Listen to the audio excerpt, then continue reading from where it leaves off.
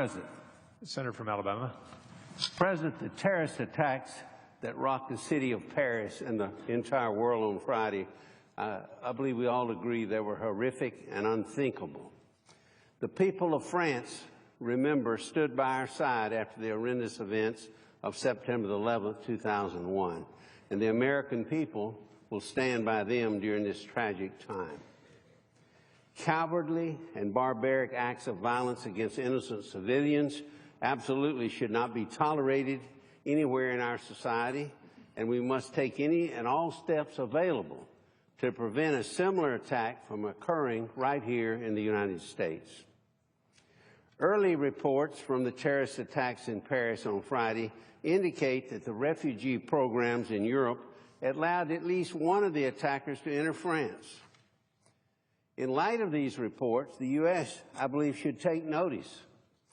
We're now faced with an opportunity to make a common sense, responsible decision that would put Americans at ease and put an end to the risk of radical Islamic terrorists infiltrating our nation through the Refugee Resettlement program.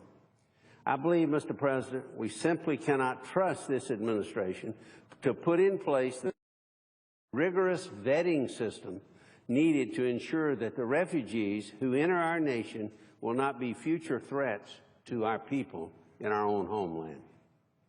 It is without a doubt in the best interest of the American people and their national security to immediately halt any plans to allow Syrian refugees to resettle in the United States.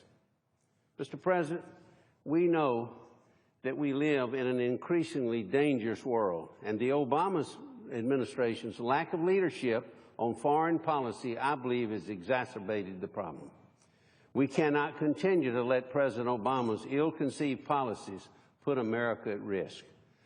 This administration is either asleep, Mr. President, or out of touch with the danger lurking in the world.